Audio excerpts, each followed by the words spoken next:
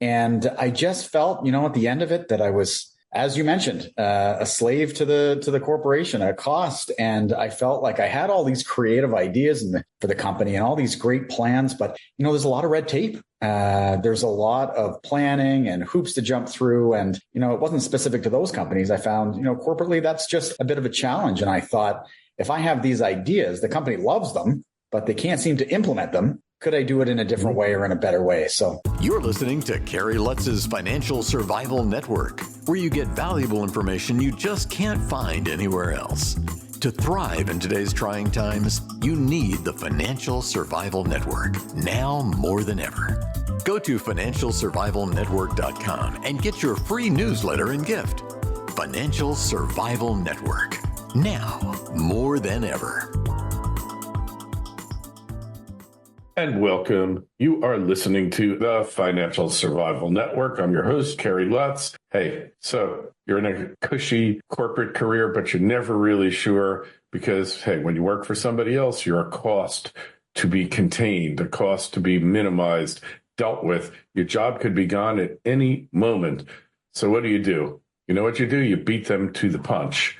You leave before they get rid of you. But you leave for greener pastures, which is exactly what my next guest, Ryan Weller, did. Ryan, great to have you on. So you were basically working for corporation life, right? Yeah. And then now you're in real estate for yourself and doing quite well at it. Yep. It must have been a little scary at first, huh? Yeah, I going back, I started the corporate career that I had run for 20 years, working for some big companies. Kimberly-Clark, Nestle was my last job. I was there for a decade, and I just felt, at the end of it, that I was, as you mentioned, a slave to the corporation, a cost. And I felt like I had all these creative ideas for the company and all these great plans, but there's a lot of red tape. There's a lot of planning and hoops to jump through. And, it wasn't specific to those companies. I found, corporately, that's just a bit of a challenge. And I thought, if I have these ideas, the company loves them, but they can't seem to implement them. Could I do it in a different way or in a better way? So finally, in 2018, I did it. I pulled the trigger and I left the corporate world and went into the unknown and the risk of commission only into real estate. Mm-hmm. So what do you think the biggest mistake you made was? When I left or when I started? Yeah. Well, once you left. Well, I think once I left, I had really put myself in a situation where I had to figure things out. I had to make decisions. So, you're in a corporate world, you have a regular, steady paycheck. You've got a situation where all of your bills, you can plan them out. You can do things very scheduled and methodically, but you quit and you take a commission only job. You have to think of things in a different way. You're running a business now. And, planning made some mistakes there. Running your own business and having to come up with your own financials and maybe advertising too much or maybe not allocating enough here or there. Made a few mistakes with the finances, I think. So the buck stopped with you. The buck stopped. Yeah. I mean, hey, the bucks were coming in, but it was making sure that they were allocated in the right places was sort of the challenge. And I mean, in the end, with every failure, there's some learning opportunities. I mean, we figured it out, but it took a few years to get there. You got to fail your way to success in this world. That's right. That's really what it's about. So, hey, once you made the plunge, what was the biggest obstacle that you faced? Yeah, I think, any of your listeners that have gone into real estate have probably faced this. I mean, it's a very competitive industry. It's a market here just outside of Toronto where it's very saturated. 70,000 agents in a market. And of that, only, 20% of them make up the majority of the sales. It's the Pareto 80-20. And 80-20 rule, huh? Pardon me? The 80-20 rule. It's the 80-20 rule. Yeah. And it really, in fact, in real estate, it's probably 90-10. And, you're in a situation where people have established relationships with their realtor. They go to the ones who have the greatest marketing and advertising out there in the market. And the biggest obstacle is figuring out how do you become that 20% or 10% or whatever it is and get yourself in there. And I think part of the reason I was able to leave the corporate world was that I realized there was a bit of a niche in our local market in that there wasn't a lot of someone taking the position of market authority, providing insights in the market, providing honest advice on different categories within the market. And I saw it as an opportunity in our market. And I had learned that from my corporate career because I often represented brands that were the market authority in their own category. So it was something I had picked up and realized there was a gap for it and went for it. So lack of branding, the average realtor, especially the ones who've been at it for a long time, don't get the fact that you're actually a brand. Yeah, it's crazy to think, but I'd say a good portion of this job, 50% of this job, is a brand. Yes, you're selling houses, but it's more about, I'd say more so about your brand, getting yourself out there, getting people to trust you, getting people to know you. And we did that through education, simply providing information to people. So in this field, and I will confess, I'm a recovering attorney, also a licensed realtor in Florida, although I don't do it for a living. I just sell my own stuff. And on occasion, someone will beg me to do it for them. And that's the only way. They have to beg. They have to get down on their knees and beg me to do it because I just have no patience for it. But and I never deal with buyers. Yeah. Because anytime I deal with buyers, I have buyer's remorse. Yeah. But with that, I do enjoy the process of it. I like looking at homes and checking it out and seeing their weaknesses, their strengths, all that good stuff. Yeah. Hey, what do you look for when you take on a client? I think I look for someone that is interested. They came to us. So, for example, we have a lot of people that come to us from cold calls. So we do a lot of marketing in our market. We're on the radio. We do a lot of online presence. We have social media. We do newspaper, all kinds of stuff, online print.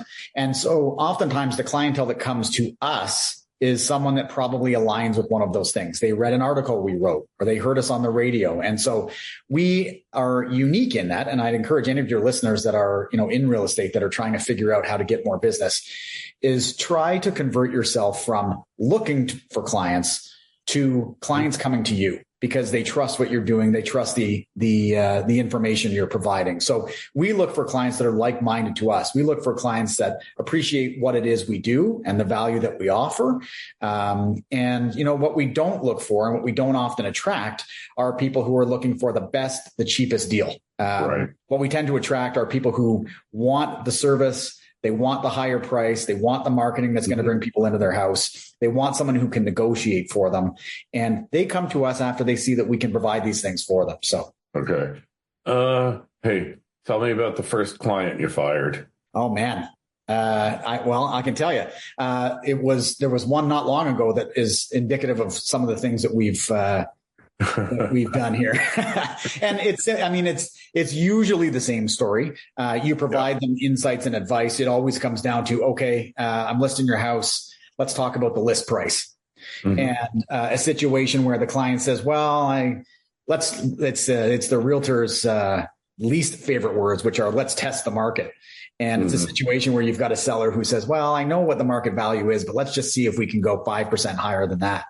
And you put the house on the market and you say to them, well, look, okay, we can try that, but let's have a plan B because, you are above market value.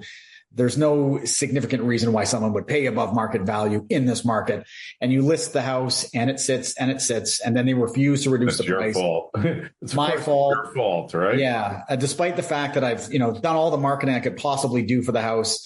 The fact that I've, staged it for them, the fact that all these different things we've done, we've run open houses, we've done everything, and I still can't bring in a buyer. And, you talk about a plan B and the price reduction and they say, no, I'm not doing that. You should be able to sell this house. That's why we hired you.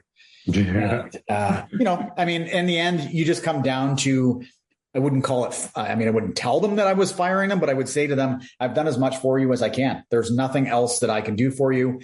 Unfortunately, if you need another realtor to help you with this because I can't do it, doors open. Hey, so it's kind of like breaking up with a significant other. Yeah. The best way to do it is say, not that you're the wrong person for me or I can't stand you anymore. It's like, hey, I'm just not the right person for you. Right. Time to go look elsewhere, right? It's not you, it's me. Yeah, exactly. Yeah, that's right. Yep.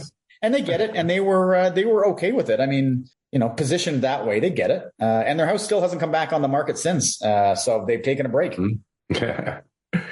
They'll be back. They always come crawling back, right? Yeah, we'll see. We'll see what they do. But I think that handling it professionally, as opposed to just pushing a piece of paper and saying you're fired, is potentially leaving the door open for them to come back. Yeah, if you want them.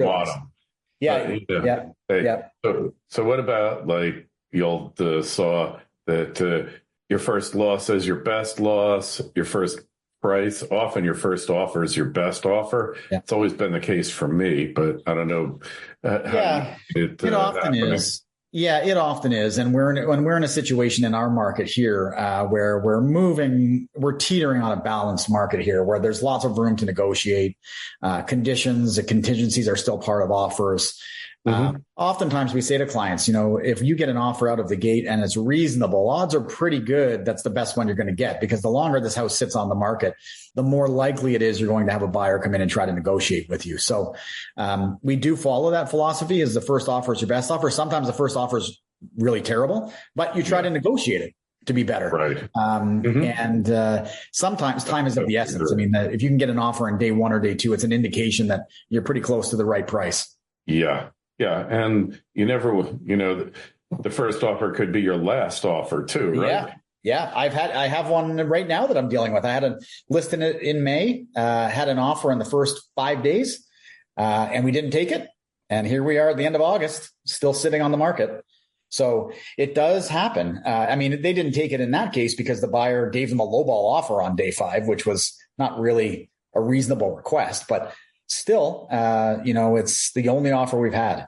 Hey, sometimes it's the best offer in town, so you got to go for it. So, hey, looking back on your experiences now, seeing how well you've done, what advice do you give other people who are in a similar situation to you? Yeah, I think there are a lot of people out there. I know when I was in the corporate world, there were a lot of people out there that were in similar roles to me who felt like they were just in a day-to-day slug, going into the 9 to 5 in their office, they wanted to do more, but they were in a position where they just didn't feel like they were accomplishing much.